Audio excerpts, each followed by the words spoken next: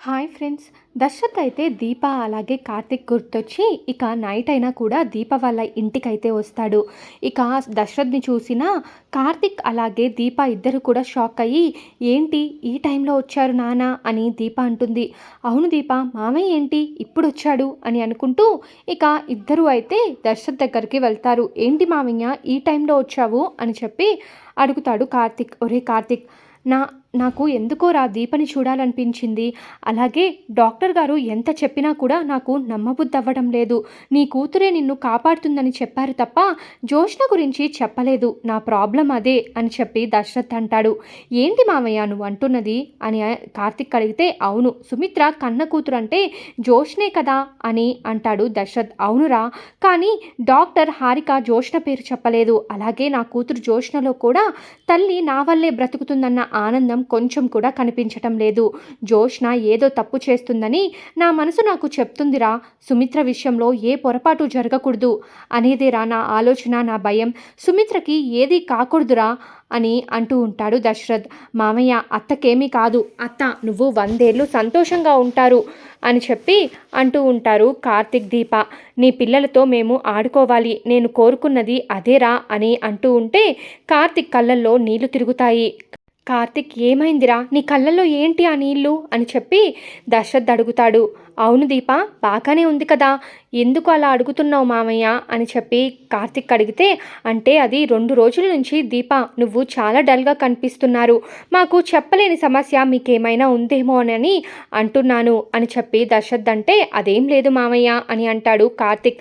సరే కానీ నువ్వు ఏం చేయాలనుకుంటున్నావో నాకు చెప్పు దీప గురించి అని దశరథ్ అడిగితే, దీప గురించి ఏం చేయాలనుకోవడం ఏంటి మామయ్య అంటే, ఇక మీరు సుమిత్రని చూసుకోవడానికి ఇంటికి రావద్దురా, దీప కూడా కడుపుతో ఉంది కదా, దీప ఆరోగ్యం కూడా చూసుకోవాలి, అందుకే చెప్తున్నాను దీపని జాగ్రత్తగా చూసుకోండి, ఇక మీరు మా ఇంటికి వచ్చి కష్టపడొద్దు, సుమిత్రని చూసుకోవడానికి నేనున్నాను కదా అని చెప్పి అంటూ ఉంటాడు దశరథ్. అలా అంటారేంటండి, నేను ఖచ్చితంగా సుమిత్ర అమ్మగారిని చూసుకుంటాను, ఖచ్చితంగా నేను వచ్చి అమ్మని చూసుకోకపోతే నాకు చాలా బాధగా ఉంటుంది అని దీప అంటే, నిజంగా నువ్వు గ్రేట్ అమ్మా, నువ్వు మా ఇంట్లో ఎందుకు పుట్టలేదా అని చెప్పి నేను ప్రతి క్షణం ప్రతిరోజు ఆలోచిస్తూ ఉంటాను.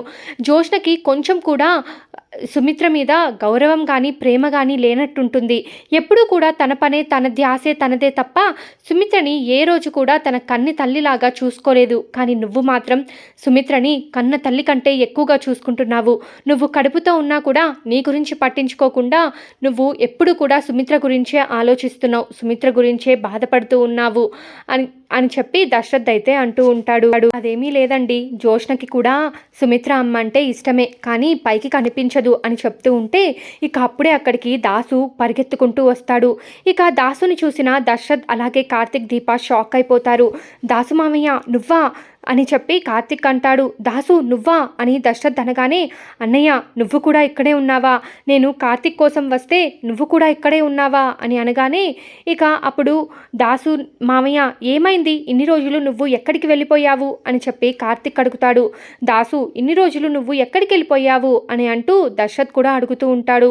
అన్నయ్య నేను ఎక్కడికి వెళ్ళాను, ఏమైపోయాను ఇవన్నీ కూడా తర్వాత చెప్తాను, ముందు నీకు ఒక నిజం చెప్పాలి అని చెప్పి దాసు అంటాడు. నువ్వు ఈ నిజాన్ని తెలుసుకోవాలి అన్నయ్య అని చెప్పి అంటూ ఉంటే ఇక కార్తిక్ అయితే, మామయ్య ముందు నువ్వు తర్వాత మాట్లాడుకుందాము, నేను చెప్పేది విను అని చెప్పి కార్తిక్ అంటూ ఉంటే, లేదురా కార్తిక్, ఇన్ని రోజులు నేను నీ మాటలు విని చాలా సైలెంట్గా ఉన్నాను, ఇక ఇలా సైలెంట్గా ఉండడం అస్సలు కరెక్ట్ కాదు, ఈరోజు దశరథ్ అన్నయ్యతో నిజం చెప్పాల్సిందే, దశరథ్ అన్నయ్య ఈరోజు నిజం తెలుసుకోవాల్సిందే అని అంటూ ఉంటే అప్పుడే ఇక దీప అయితే, బాబాయ్ గారు ఏం చెప్పాలనుకుంటున్నారు మీరు అని చెప్పి అంటూ ఉంటుంది.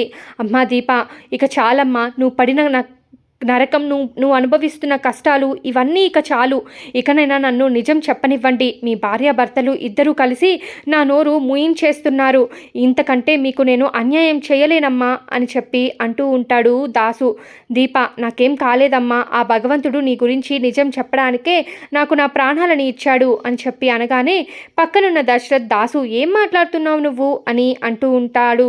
ఇక కార్తిక్ దీప లోపల ఎవరున్నారు, మామయ్య గారు ఇప్పుడే వెళ్ళారు, బావ అత్త శౌర్యకి భోజనం పెడుతుంది అని చెప్పగానే, అవునా దాసు మామయ్య, నేను చెప్పేది విను అని కార్తిక్ అంటూ ఉంటాడు. లేదు, ఈరోజు నేను దశరథ్ అన్నయ్యతో నిజం చెప్పి తీరాల్సిందే, లేకపోతే జోష్న ఆగడానికి హద్దే ఉండదు. జోష్న ఇంకా ఎన్ని ప్రాణాలు తీస్తుందో కూడా తెలియడం లేదు. అందుకే దశరథ్ అన్నయ్యతో నేను నిజం చెప్పాల్సిందే అని అంటాడు. ఇక ఒక్కసారిగా దశరథ్ అయితే షాక్ అవుతాడు. కార్తిక్ వచ్చి, మామయ్య నేను తర్వాత నీతో మాట్లాడతాను రా అని పక్కకి లాగుతూ ఉంటే, ఆగు కార్తిక్, దాసు నువ్వు ఏం చెప్పాలనుకుంటున్నావో చెప్పు, అసలు నువ్వు నాతో ఏం నిజాన్ని చెప్పాలనుకుంటున్నావు అని చెప్పి దశరథ్ అయితే గట్టిగా అడుగుతాడు. జోష్న ఇంకా ఎవరి ప్రాణాలు తీసింది? నా కూతురు అంత రాక్షసినా? చెప్పు దాసు, ఏం చెప్పాలనుకుంటున్నావు నువ్వు చెప్పు అని చెప్పి అడగగానే, అన్నయ్య మీరందరూ అనుకున్నట్టు జోష్న మీ కన్న కూతురు కాదన్నయ్యా అని చెప్పగానే దశరథ్ ఒక్కసారిగా షాక్ అయిపోతాడు. దీపా కార్తిక్ ఇద్దరూ కూడా అలాగే నిల్చుండిపోతారు.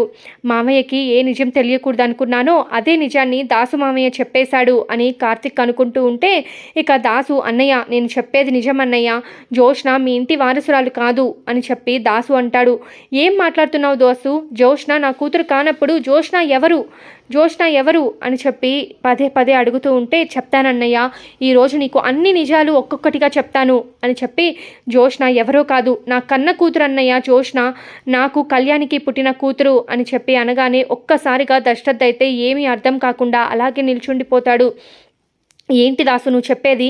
అయినా నీకు కళ్యాణికి పుట్టిన కూతురు చిన్నప్పుడే చనిపోయింది కదా, పుట్టినప్పుడే చనిపోవడంతో పారిజాతం పిన్ని కూడా ఆ పాపని పట్టుకొని చాలా ఏడ్చింది కదా, మరి ఇప్పుడేంటి నువ్వు ఆ జోష్న నీకు పుట్టిన కూతురు అంటున్నావు? నువ్వు అబద్ధం చెప్తున్నావు కదా, చెప్పు ఏంటి, నువ్వు ఇన్ని రోజులు ఈ నిజాన్ని నా దగ్గర ఎందుకు దాచావు అని చెప్పి అడుగుతుంటే, మా అమ్మ ఆ రోజు ఏడ్చిందంతా కూడా అబద్ధం, కావాలని నాటకం ఆడింది తప్ప నిజంగా కళ్యాణికి నాకు పుట్టిన బిడ్డే జోష్న, చిన్నప్పుడే బిడ్డల్ని మార్చేసింది అని చెప్పి దాసు అయితే అంటూ ఉంటాడు.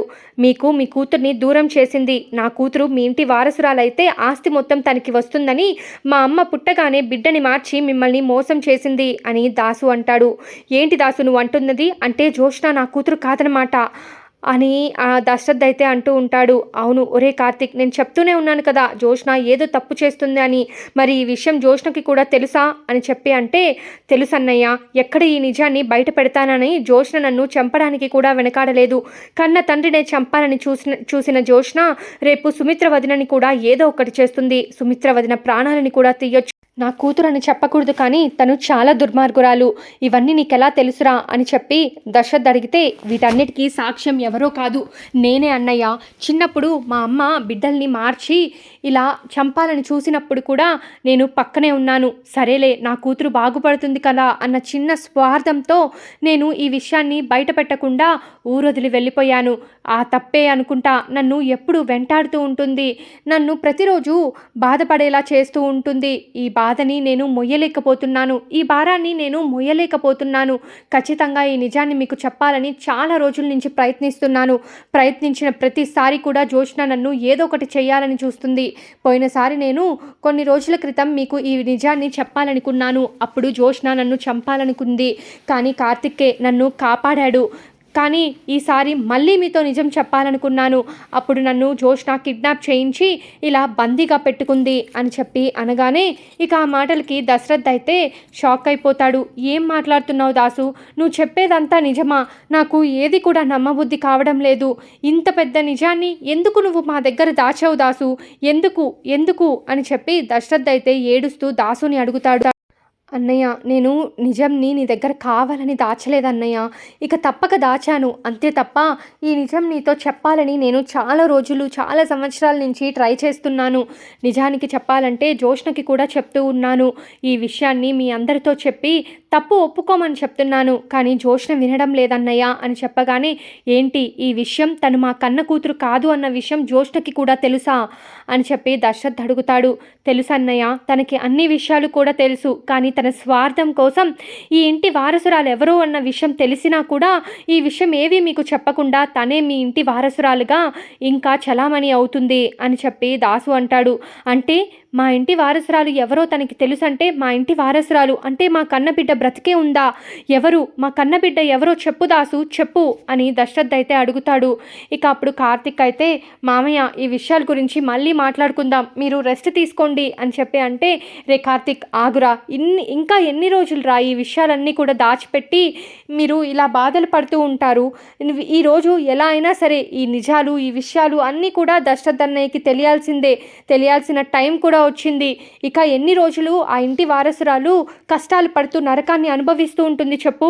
మా అమ్మ చేసిన తప్పుకి అలాగే నా స్వార్థంతో నేను చేసిన తప్పుకి వాళ్ళ ఇంటి బిడ్డ బాధపడకూడదు కదా అని చెప్పి దాసు అయితే అంటాడు. అన్నయ్య చిన్నప్పుడు మా అమ్మ బిడ్డల్ని మార్చేసింది. ముందుగా నాకు కళ్యాణికి పుట్టిన బిడ్డని సుమిత్ర వదిన దగ్గర పడుకోబెట్టి సుమిత్రకి అలాగే మీకు పుట్టిన బిడ్డని మార్చేసి కుబేర్కిచ్చి చంపమని చెప్పింది. కానీ అతను చంపడానికి నిరాకరించి ఆ బిడ్డని బస్టాండ్లో వదిలి వెళ్ళిపోయాడు. ఆ తర్వాత వేరే వాళ్ళు ఆ బిడ్డని పెంచుకున్నారు. ఆ బిడ్డ మరెవరో కాదు, నీ కళ్ళ ముందే ఉంది, దీపే నీ కన్న కూతురు అని చెప్పగానే ఇక షాక్ అయిపోతాడు దశరథ్. ఏంటి నిజంగా దీప నా కన్న కూతురా, నువ్వు చెప్పేది నిజమా దాసు అని చెప్పి అనగానే, అవునన్నయ్య నేను చెప్పేది నిజం, ఈ విషయం జోష్నకి తెలుసు, అలాగే నీ కన్న కూతురైన దీపకి కూడా తెలుసు. జోష్న తన స్వార్థం కోసం ఈ నిజాన్ని బయట పెట్టకుండా తన లోపలే పెట్టుకుంటే, దీప మాత్రం మీ క్షేమం కోసం ఈ విషయాన్ని తన మనసులో పెట్టుకొని ఎన్ని అవమానాలు వచ్చినా ఎన్ని బాధలు వచ్చినా వాటన్నిటినీ కూడా భరిస్తూ మీ దగ్గర నటిస్తూ ఉంది. కానీ దీపే మీ ఇంటి వారసురాలు. నిజంగా నీకు సుమిత్ర వదినకి పుట్టిన బిడ్డ ఎవరో కాదు, దీప. ఈ విషయం దీపకి కార్తిక్కి కూడా తెలుసు. ఈ విషయం తెలుసుకున్నాక జోష్న మిమ్మల్ని ఏదన్నా చేస్తదేమో, తన స్వార్థం కోసం ఏ పని చేయడానికైనా తను వెనకాడదు కదా, ఎందుకంటే కన్న తండ్రినే చంపాలనుకున్నది. అలాంటిది మిమ్మల్ని సుమిత్ర వదినని ఏమన్నా చేయడం తనకేమన్నా కష్టమవుతుందా చెప్పండి. అందుకోసమే సుమిత్ర వదినని మిమ్మల్ని కాపాడుకోవడం కోసం కార్తిక్ దీప ఆ ఇంట్లో పనివాళ్ళులాగా వచ్చి మీ క్షేమాలు చూసుకుంటూ ఉన్నారు. అంతే తప్ప దీప మీ ఇంట్లో పని చేయాలని కాదు అని చెప్పి అనగానే, అమ్మా దీప నువ్వు నిజంగా నా బిడ్డవా, ఇన్ని రోజులు నువ్వు నా బిడ్డవైతే ఎంత బాగుంటుందో అని చెప్పి సంబరపడ్డాను. నిజంగా నువ్వు నా కూతురువైనందుకు నేను చాలా సంతోషిస్తున్నానమ్మా. మా కోసం నువ్వు ఎంతలా బాధపడుతున్నావు, ఎన్ని అవమానాలు మోసావు, సుమిత్ర నిన్ను ఎంతలా చీదరించుకున్నా కూడా అవన్నీ మౌనంగా భరించి మా కోసమే నిలబడ్డావు. నిజంగా నువ్వు చాలా గ్రేట్ అమ్మా, నువ్వు నిజంగా నా కన్నబిడ్డవే అని చెప్పి వెంటనే దీపనైతే హక్ చేసుకుంటాడు దశరథ్. ఇక దీప కూడా సంతోషంతో, నిజంగా నాన్న మీరంటే నాకు చాలా ఇష్టం, మీరు నా కళ్ళ ముందుంటే చాలు అనుకున్నాను. ఈ ఆస్తి అంతస్తు ఐశ్వర్యం ఈ హోదా ఏమీ వద్దు, మీరు అమ్మ 10 కాలాల పాటు సుఖంగా ఉండాలి, అది నేను నా కళ్ళతో చూస్తే చాలు అని అనుకున్నాను. అందుకే ఈ విషయాలు ఏవి మీకు తెలియాలని నేను అనుకోలేదు నాన్న అని చెప్పి దీప అయితే దశరథ్తో అంటూ ఉంటుంది. ఇక దశరథ్ అయితే కార్తిక్ని, ఒరే కార్తిక్ నీకు ఇన్ని విషయాలు తెలిసినా కూడా ఎందుకురా ప్రతిసారి నాకు డౌట్ వచ్చి నిన్ను అడుగుతూనే ఉన్నాను. ఇప్పుడు డాక్టర్ హారిక దగ్గరికి కూడా తీసుకొని వెళ్ళాను, అయినా కూడా ఈ నిజాలన్నీ కూడా దాచిపెట్టి ఎందుకు మా దగ్గర దాచిపెట్టి మీరు ఇంతలా బాధపడుతున్నారు.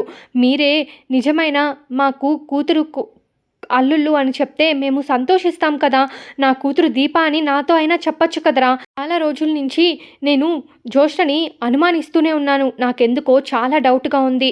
ఫస్ట్ టైం డాక్టర్ గారు శాంపిల్స్ మ్యాచ్ అవ్వలేదు అన్నప్పుడే నాకు అనుమానం స్టార్ట్ అయింది. రెండోసారి ఎలా మ్యాచ్ అవుతాయి అని చెప్పి తిరిగి నేను డాక్టర్ దగ్గరికి కూడా నేను తీసుకొని వెళ్ళాను. అప్పుడైనా నువ్వు నిజం చెప్పచ్చు కదరా అని చెప్పి కార్తిక్తో అంటూ ఉంటాడు దశరథ్. నేను చెప్పాలనుకున్నాను మామయ్య చాలాసార్లు, కానీ ఈ నిజాలు తెలిస్తే జోష్న మిమ్మల్ని అత్తని ఏం చేస్తుందా అన్న భయంతో ప్రతిసారి ఆగిపోయేవాళ్ళము అని అంటూ ఉంటాడు కార్తిక్. సరే కానీ రెండోసారి జోష్న శాంపిల్స్ ఎలా మ్యాచ్ అయ్యాయి, ఎందుకు మ్యాచ్ అయ్యాయో చెప్పండి, ఈ నిజం నేను తెలుసుకోవాలనుకుంటున్నాను అని చెప్పి కార్తిక్తో దశరథ్ అంటాడు.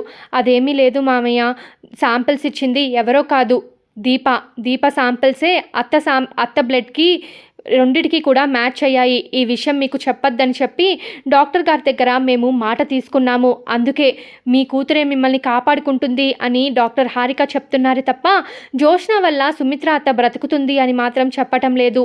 దానికి కారణం ఇదే. రెండోసారి దీప నేను ఇద్దరం వెళ్ళి బ్లడ్ శాంపిల్స్ ఇచ్చొచ్చాము. దీప సుమిత్ర అత్తకి కన్న కూతురు కాబట్టి దీప శాంపిల్స్ అయితే అత్త శాంపిల్స్‌తో మ్యాచ్ అయ్యాయి. కాబట్టి అత్త ప్రాణానికి ఏ ప్రమాదము ఉండదు. దీపే తన కన్న తల్లిని కాపాడుకోవాలనుకుంటుంది అని చెప్పి కార్తీక్ అయితే దశరథ్‌తో అంటాడు.